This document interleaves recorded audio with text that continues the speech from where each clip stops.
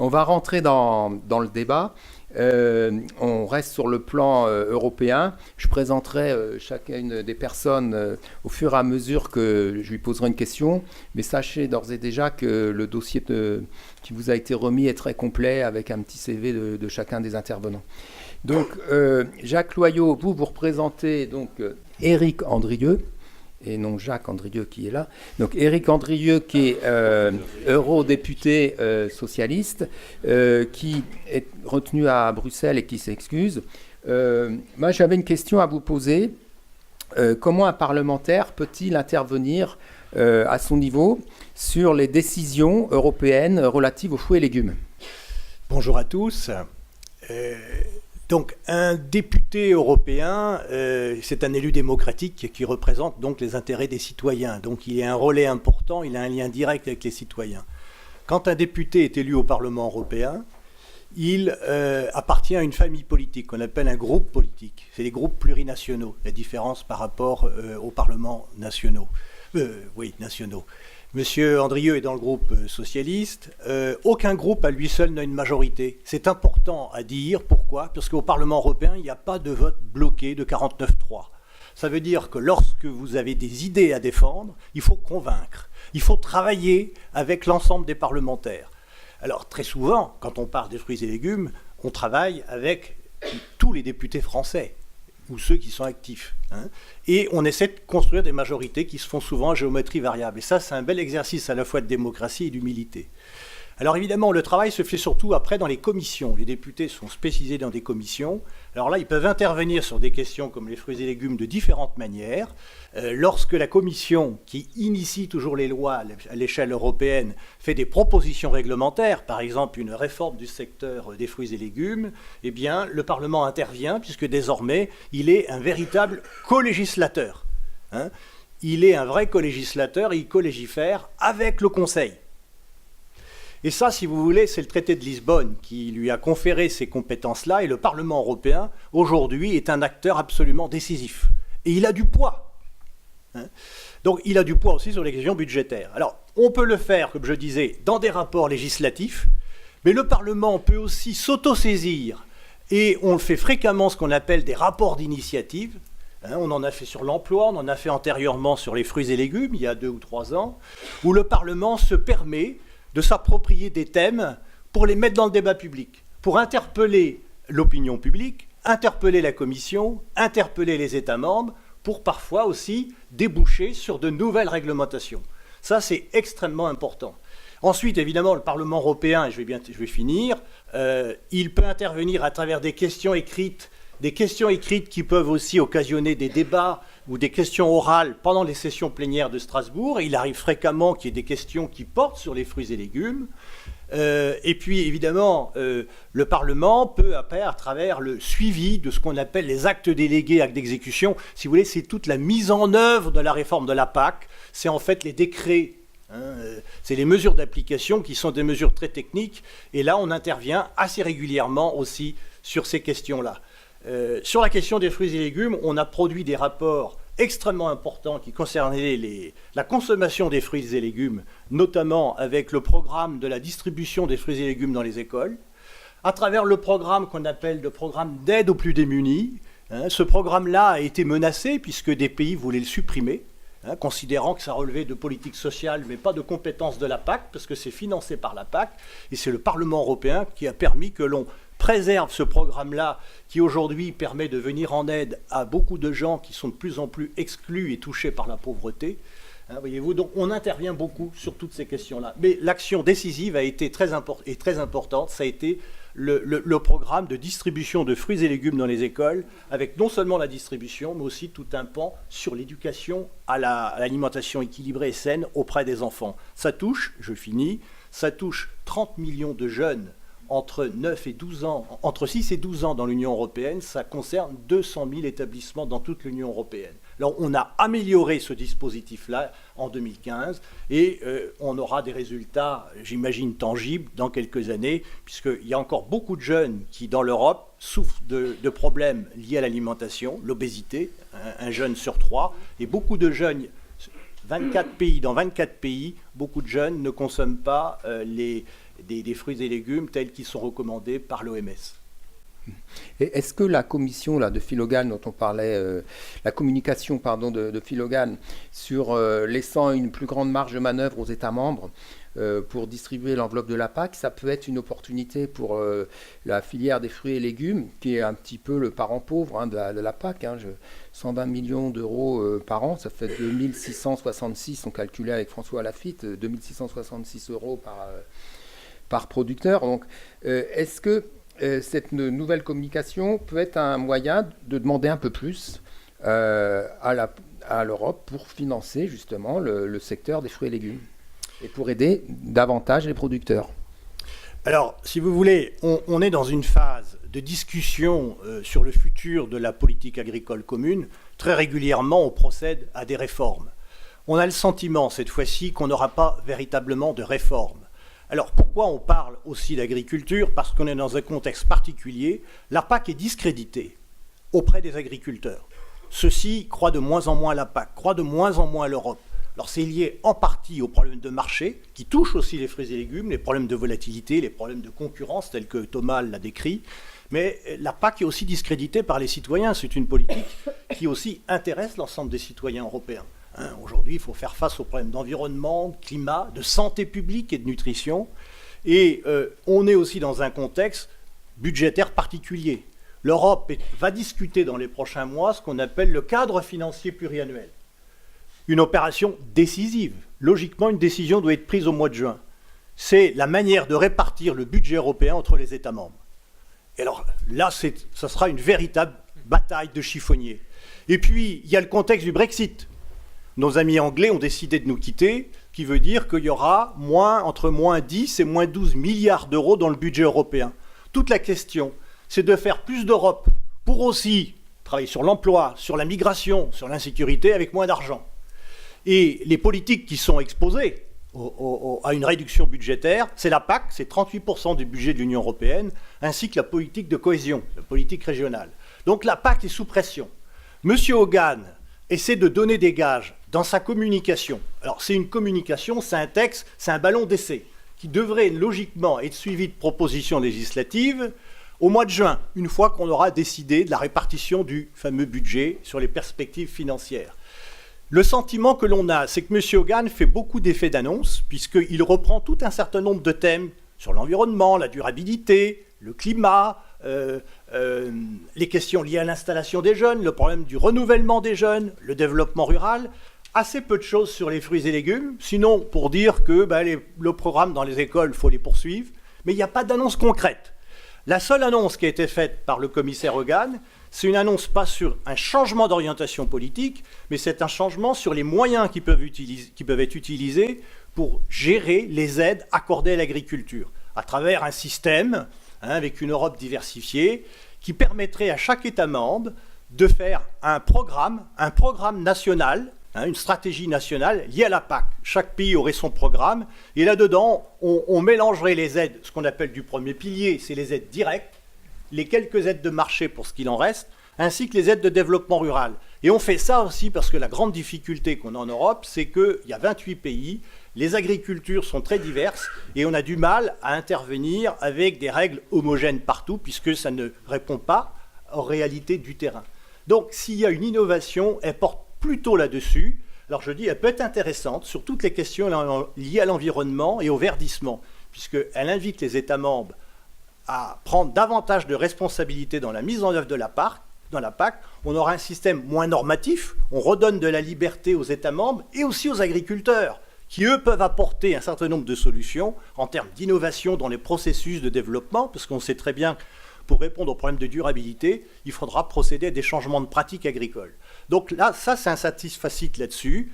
Mais cette réforme aussi, et je termine, est très lacunaire sur les aspects économiques. Il n'y a absolument rien sur les problèmes de maîtrise de marché qui génèrent la volatilité des prix et qui est un problème numéro 1 pour les agriculteurs qui n'arrivent pas à se rémunérer suffisamment à partir des prix. Alors évidemment, s'il faut donner davantage d'aide avec un budget en réduction, vous voyez bien que l'équation est difficile à résoudre. Et justement, il faut aussi qu'elle soit crédible aux yeux, parce que vous l'avez dit, 38-39% du budget de la PAC, qu'elle soit crédible aux yeux des consommateurs. Alors, est-ce que les producteurs, restons dans le domaine des fruits et légumes, doivent-ils mieux communiquer auprès des consommateurs finaux? Là, vous parlez des programmes d'aide aux plus démunis.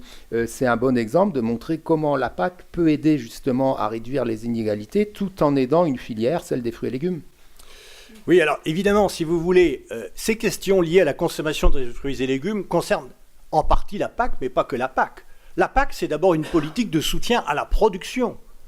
La plupart du budget, les 38%, soutiennent la production agricole. Ce qui concerne la demande, c'est-à-dire les programmes dont j'ai parlé, les programmes d'aide aux plus démunis, ou les programmes de distribution de fruits et légumes dans les écoles, ça représente, le premier doit représenter 500 millions d'euros par an, et le second représente 150 millions par an, alors que le budget de la PAC est quand même de 50 milliards. Donc oui, c'est une petite goutte d'eau.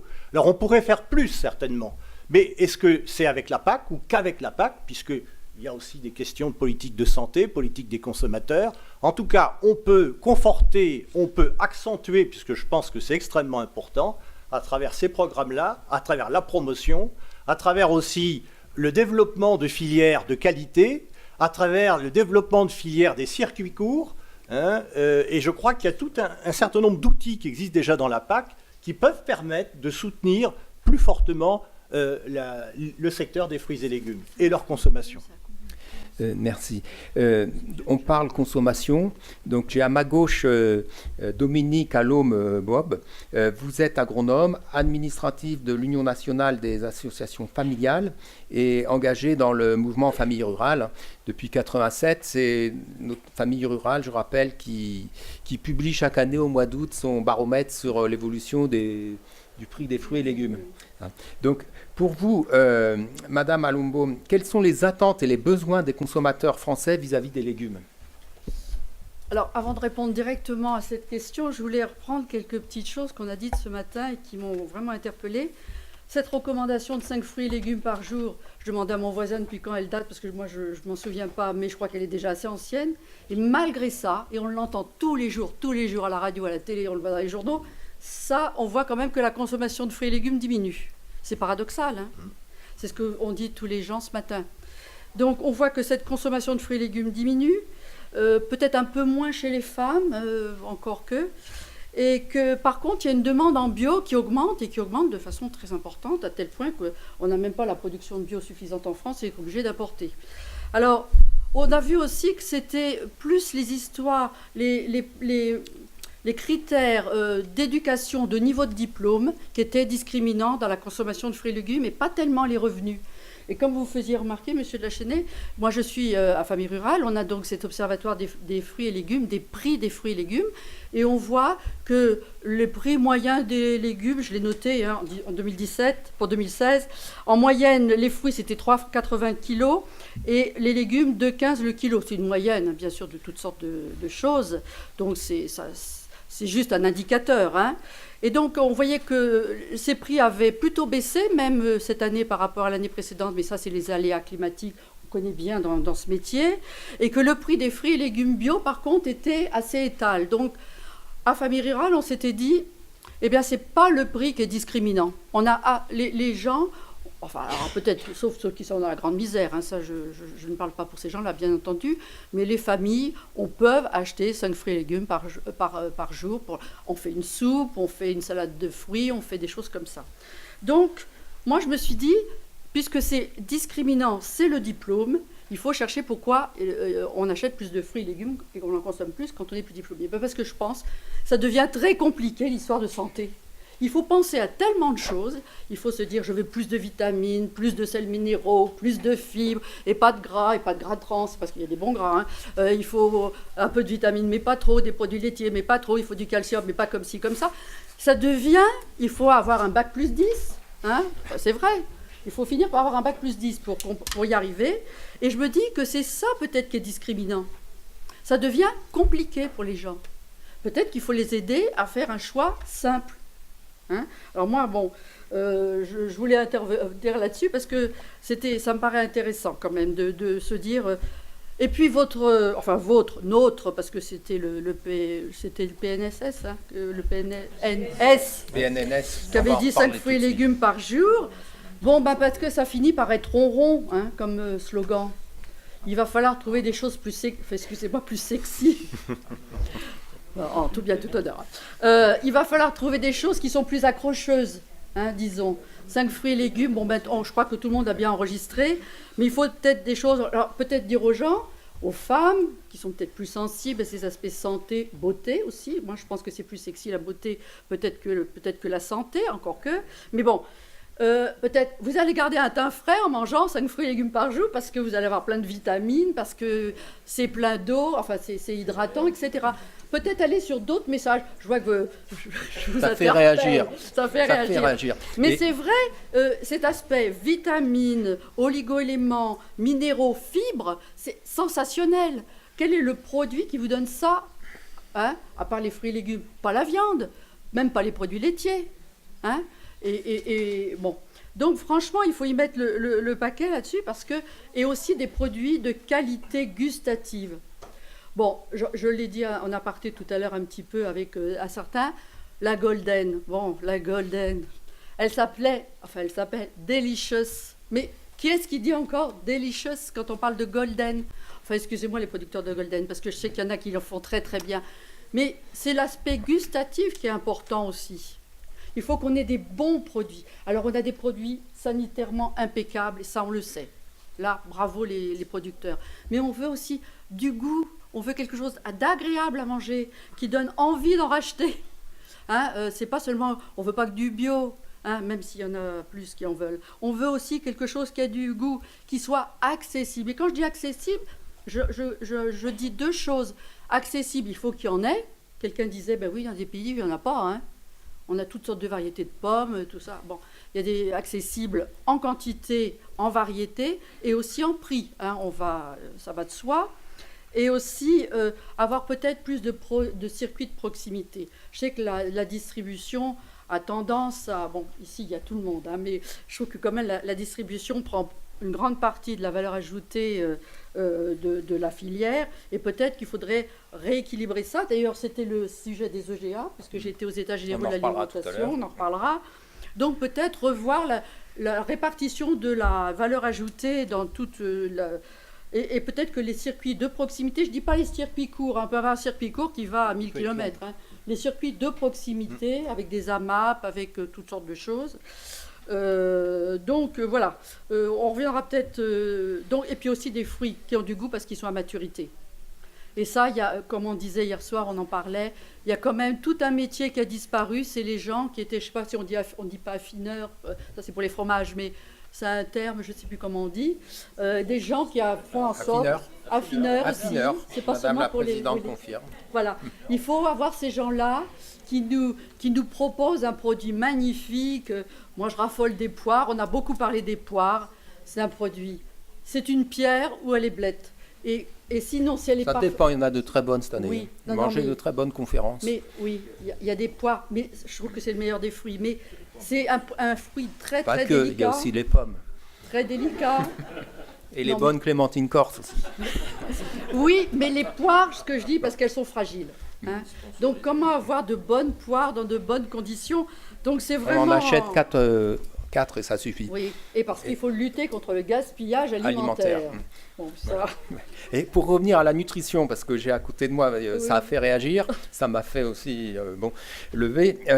Serge Herberg, qui est à ma droite, vous êtes président justement du programme national Nutrition Santé, vous êtes aussi professeur de nutrition à la faculté de médecine.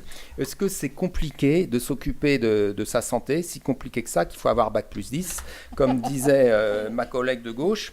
Et est-ce que c'est le slogan 5 fruits et légumes par jour, c'est devenu ringard? La question est très pertinente. Une chose est sûre, c'est que c'est moins compliqué aujourd'hui dans les discours qui sont tenus auprès des consommateurs de se retrouver dans ce qui était autrefois une cacophonie nutritionnelle. Si vous regardez les messages qui sont donnés aujourd'hui par le Programme national de nutrition santé, on ne parle pas d'ailleurs de vitamines, de minéraux, de calcium, de protéines ou d'énergie. On parle de fruits et légumes, on parle de viande, on parle c'est-à-dire qu'on parle d'aliments tels qu'ils sont consommés. Le problème, c'est que ce n'est pas simplement de l'information qui est nécessaire. Quand on regarde dans la population, aujourd'hui, 90% de la population connaît le catéchisme nutritionnel, est capable de répéter les slogans nutritionnels, aussi bien les enfants, les adultes et dans toutes les couches sociales. Le problème, c'est la mise en œuvre. C'est-à-dire que là où il y a des freins et donc éventuellement des leviers d'action, c'est sur la capacité de transformer la connaissance. Il faut manger les fruits et légumes. Tout le monde sait que c'est bon pour la santé. Il n'y a même plus besoin, en effet, de communiquer sur ce niveau-là, où il faut entretenir un niveau de communication, mais toutes les enquêtes le montrent, la connaissance à la fois de la quantité de fruits et légumes qu'il faut consommer et le bénéfice qu'il y a en termes de santé est parfaitement bien connu dans la population. La question qu'on doit se poser, c'est pourquoi si peu arrivent à le mettre en pratique. Et là, il y a des freins, ils ont déjà été évoqués, d'accessibilité, alors économique, mais aussi même physique. On a parlé des distributeurs automatiques payants. S'il n'y a pas de fruits et légumes, s'il n'y a que des produits de snacking gras, sucrés et salés, on mange les produits qu'il y a à l'intérieur. Si dans restauration collective et scolaire, les gâteaux, les crèmes desserts sont mis avant les fruits et légumes, les enfants, spontanément, vont vers ces aliments. On sait à l'inverse que quand on modifie l'ordre de présentation, il y a vraiment un impact. Donc, il y a des mesures, des actions qui visent pas seulement à informer, éduquer le consommateur. C'est important, il faut continuer à le faire. Mais il faut qu'on aille au-delà de cela et qu'il y ait des mesures qui réellement mettent l'environnement par défaut plus favorable pour la consommation de fruits et légumes, et pas seulement des fruits et légumes, également les fruits à coque, les légumineuses, tous les céréales peu raffinées, moins de viande, moins de charcuterie, tout ce qui est aujourd'hui des recommandations qui ne sont pas si compliquées à intégrer, à comprendre, mais qui sont parfois compliquées à mettre en musique à cause des freins économiques, sociaux ou culturels. Et pourquoi 5 fruits et légumes par jour? Est-ce que c'est une obligation? Est-ce que c'est basé scientifiquement? Je crois que ça fait 400 grammes par jour. Oui, alors, on a depuis maintenant une vingtaine d'années de très nombreux travaux épidémiologiques, des études qu'on appelle de cohortes prospectives qui permettent de voir les liens qu'il y a entre la consommation de fruits et légumes et beaucoup d'autres aliments et le risque de maladies chroniques. Et c'est Ambroise Martin qui le rappelait ce matin. Il y a beaucoup de travaux qui permettent de définir des seuils d'efficacité en sachant qu'on dit au moins 5 fruits et légumes, ce n'est pas une norme, c'est un repère. Et les nouveaux messages qui vont apparaître, puisque le Haut Conseil de la Santé publique, sur la base du socle scientifique fourni par l'ANSES, a établi des nouveaux repères de consommation, fournit des éléments qui vont être utilisés ensuite par Santé publique France pour faire de nouveaux messages. Et dedans, il y aura toujours au moins 5 fruits et légumes par jour.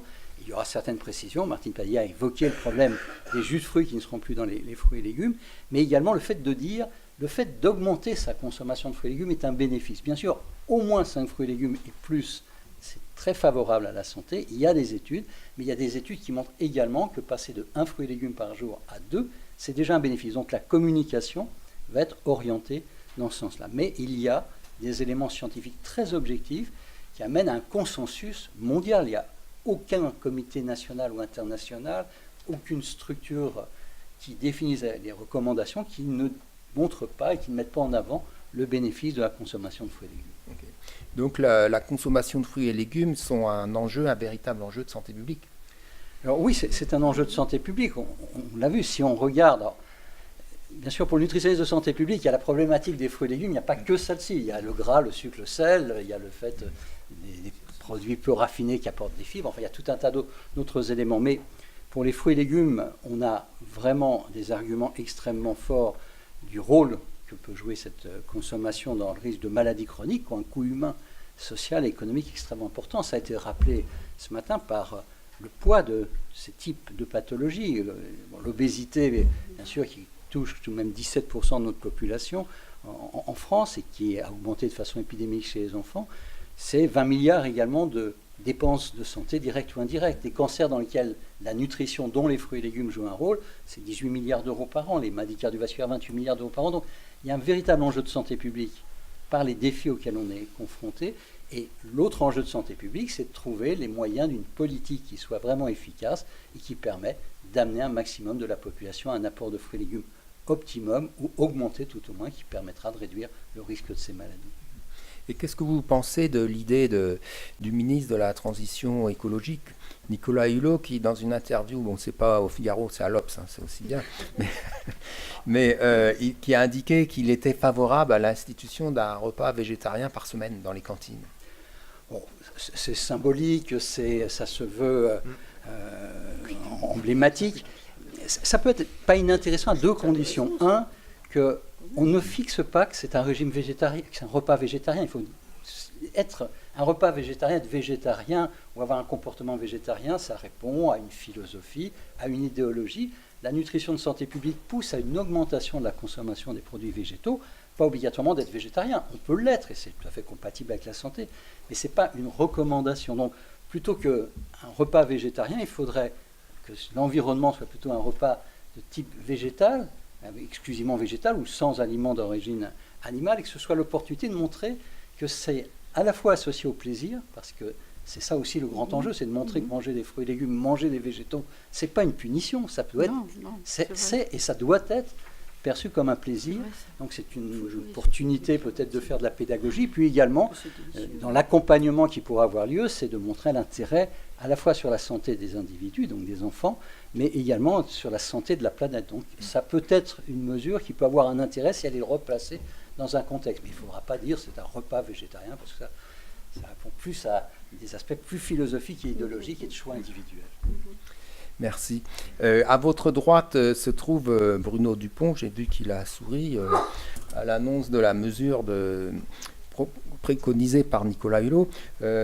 Pourquoi ça peut être un bon moyen pour la filière de trouver de nouveau des débouchés. Alors je rappelle, Bruno Dupont, pour ceux qui ne vous connaîtraient pas, ils sont peu nombreux. Vous êtes président de l'interprofession des fruits et légumes et puis producteur de fruits et légumes à Saumur.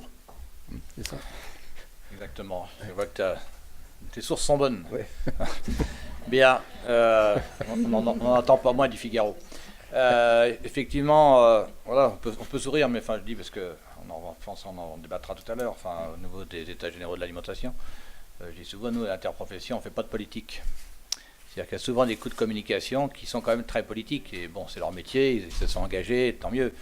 On l'a entendu avec le gouvernement avant, où il fallait effectivement que les productions bientôt soient 50% de bio. Ça faisait partie des challenges ministériels ou présidentiels. Bon, tant mieux. Après, je regarde mon collègue, parce que Daniel, il sait bien que moi, c'est bien de l'avoir souligné, je suis d'abord producteur, nous on est d'abord pragmatique. Et effectivement, dans l'ensemble de nos exploitations, on est prêt. Je pense qu'on a relevé le gant depuis très longtemps, et on l'a évoqué depuis ce matin. Ça, je le disais tout à l'heure, sur la petite vidéo qui va bientôt effectivement être à disposition de tous les participants, on finit un peu par se lasser, parce que ça fait tellement longtemps qu'on travaille. Ça a été exprimé par beaucoup d'acteurs ce matin et des gens effectivement plus compétents que moi dans le domaine scientifique. C'est indispensable effectivement pour notre alimentation de consommer des fruits et légumes. Tout le monde le dit, tout le monde le fait. J'avais participé au début du premier PNS, effectivement. Il y avait une assemblée d'ailleurs un peu plus nombreuse à l'époque. Ça devait perturber peut-être aussi plus de scientifiques. Mais à force de dire des vérités, on a l'impression que ça ne fonctionne pas bien, quoi. Alors ça ne fonctionne pas bien. Pourquoi? C'est un peu la raison d'aujourd'hui, de dire, c'est vrai que 5 fruits et légumes, même si d'ailleurs, vous avez entendu comme moi que même Mme Macron a dit que son mari en mange 10 par jour, donc c'est peut-être un nouveau slogan qu'il faut avoir, j'en sais rien. C'est un bon slogan. C'est un bon slogan, voilà, j'espère que son mari la suit sur ce domaine. On le saura bientôt, parce que je fais juste un petit coup, parce que je pense que rien n'est très loin de la politique. Et vous parliez tout à l'heure, et je ne sais pas si ça permettra d'avancer, parce que depuis que je suis à la tête de l'interprofession, je me bats quand même pour ce fruit à la récré, qui était quand même d'abord une innovation française dès le départ, qui a été reprise par l'Europe, tant mieux. Et je suis d'autant plus vexé qu'on ne l'utilise pas potentiellement à 100%, et mes collègues qui sont ici le savent. Chaque fois qu'on rencontrait l'administration ou le nouveau ministre, on s'était dit, mais il y a quand même un non-sens, arrêtez de prôner justement et faire de la politique, et passer au concret. Et je le redis là, parce que je l'ai redit de nouveau au nouveau ministre, à Stéphane Travers, confiez-nous un peu ce dossier, ce qui se fait un peu dans d'autres pays d'ailleurs. C'est ça ce qui manque, confier aux acteurs, parce qu'on sort là du congrès des maires. On en a croisé, je ne sais pas ceux qui sont là dans mon équipe, on a croisé plein de maires qui sont prêts à jouer le jeu, qui effectivement, on l'a dit, je ne sais plus combien de maires on a contacté depuis des années, qui sont prêts à faire cet effort dans leur commune. Je pense que Daniel, le maire, il l'a fait. C'est vraiment le parcours du combattant. On le voit maintenant, il y a beaucoup de barrières qui ont été levées, ça paraît plus simple. Donc, mais je l'ai dit, confiez-nous à nous ce dossier-là. Je pense que ça fonctionnera mieux, parce qu'on sait comment s'y prendre, et on est au cœur, effectivement, de la communication sur ces produits-là. Et d'une manière administrative, on saura faire, et ça coûtera certainement beaucoup moins cher à l'État. Donc, c'est ça qui est un peu à un moment une aberration, c'est qu'on ne sait pas passer aux acteurs, de ceux qui sont au cœur de ces innovations, la responsabilité de la finalité. Et je dis souvent, malheureusement, en France, ça s'est vu sur bien d'autres domaines, on prend bien la course, quoi, mais on n'arrive jamais à franchir la ligne d'arrivée, quoi. Et c'est ça qui est vexant. C'est-à-dire que là, on a un super projet que tout le monde nous envie, qu'on a su vendre d'ailleurs à plein d'autres États autour, qui eux ont, sans état d'âme, bien profité de cette opération, tant mieux. Ce qui permet chez eux de développer les productions, parce que c'est ça aussi après la récré, c'était pas seulement de faire consommer, tant mieux. Moi, je suis un attaché effectivement à mon territoire depuis plusieurs générations, c'est de faire connaître nos produits, faire connaître nos territoires. On parlait tout à l'heure, on sait très bien que dans les années futures, quasiment dans 20 ans, tout le monde sera urbanisé, on saura plus ce que c'est que la ruralité. Donc on s'éloigne de plus en plus de ce qui est fait notre vie au quotidien. C'est ça aussi l'alimentation. Enfin, moi j'étais très content quand on a appelé les EGA alimentation et plus agriculture. Je le dis là aussi de manière un peu virulente, mais l'agriculture, ça n'intéresse plus personne. Ça n'intéresse plus personne. Enfin, on n'a plus de poids politique, entre guillemets, même s'il y a encore quelques sénateurs et députés qui sont encore élus, effectivement, qui viennent du milieu rural, mais il y en a quand même beaucoup moins. Il faut être plus persuasif, je le dis, parce qu'on a été avec, je ne sais plus qui était avec moi, bah oui, Daniel, on a rencontré quelques élus, n'est-ce pas, cette nouvelle assemblée, Assemblée nationale, fort sympathique, parce que c'est vrai qu'on a renouvelé la nouvelle génération, et c'était très bien qu'on puisse intervenir. Et on avait c'était plus féminisé, c'était encore plus agréable que les anciens élus. Mais on voit bien qu'il y avait les messages passaient pas, malgré cette nouvelle génération de jeunes femmes qui avaient 37 ans, élus députés, jeunes élus de la République. Nos messages ne passaient pas. Donc ça nous inquiète aussi, on se dit, voilà, il ne suffit pas d'un renouveau politique, comme ça nous l'a dit. Nous, ce qu'on demande, c'est que ces messages-là, qu'on dit depuis des années, ça fait 40 ans que l'interprofession existe, 40 ans que des professionnels avant moi se sont battus, d'autres se battront certainement après moi, pour faire passer ces messages-là. C'est ça ce qu'on n'arrive plus aujourd'hui, qui nous exaspère. Enfin, on peut prendre tout le chantier par les deux bouts. Je pense qu'à un moment donné, si on ne va pas juste à l'acte politique, qui nous permettent et peut-être que les EGA, bon, je sais que tu voulais m'interpeller là-dessus, j'anticipe, nous permettra ça. Moi, c'est ce que j'attends. C'est-à-dire qu'on arrête la tarte à la crème politique. Tout ça, c'est de la chantilly, que ça soit de droite, de gauche, on s'en fiche. Ce qu'on veut, c'est du pragmatique. Si on veut faire consommer les fruits et légumes, eh bien, allons-y. Passons à l'acte. Justement, meilleur que la chantilly, il y a les fruits et légumes. Et il y a des choses qui marchent, parce que là, je te trouve un peu... Les fraises avec de la chantilly, oui, quand même. J'ai une professionnelle qui vend, mais c'est sympa, parce que je vois qu'on a été dans le magasin de Christelle, pour faire vendre de la fraise, c'est là aussi, il ne faut pas être juxtaboutiste. La fraise, elle fonctionne parce qu'à côté, elle met de la crème chantilly fraîche. Et les gens, ils repartent avec la fraise et de la crème chantilly. Donc il y a des choses qui marchent. Voilà, il y a des choses qui fonctionnent. Voilà. Et le message passe.